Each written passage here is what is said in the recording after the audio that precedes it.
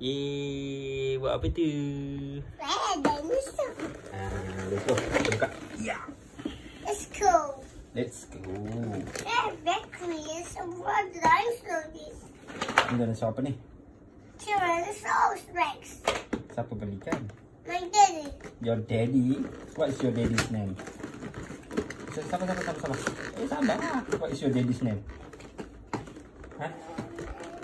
Mama Ane. What is your name? Your name. Luz? Look what my son.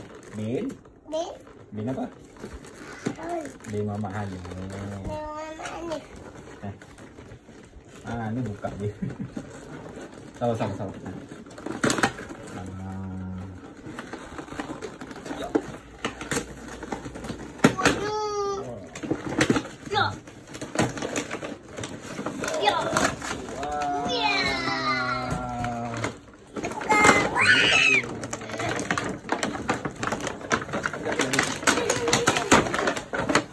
Dia bunyi apa? Dia bunyi ni, nak tengok.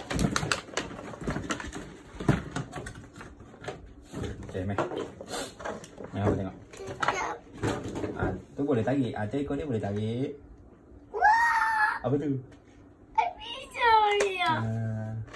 Ekor dia boleh tarik. Tu. Jadi. Tyrannosaurus. Wah, dia kan boleh diri tu. Lepas tu, kepala dia sekejap. Sabar, ni dia punya skru. Skru. Sekejap. Tyrannosaurus ni apa? Tengok ni.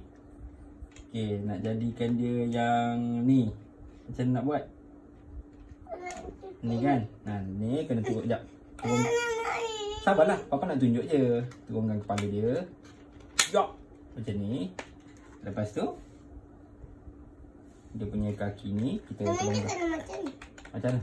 Oh, tangan dia macam tu. Sebelah lagi. Ni, tolak. Oh, hebatlah Izzah. Okay. Kita buka ni sikit. Buka ni. Buka dia. Oh, boleh. Ni sini pun kena buka. Buka dulu. Ya, okey. Tapi kita kena pusingkan dia. Bukan. Sekejap. Macam ni. Like this.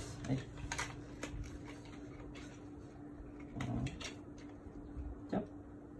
Macam tu. Ni. Oh, ni kena naik atas.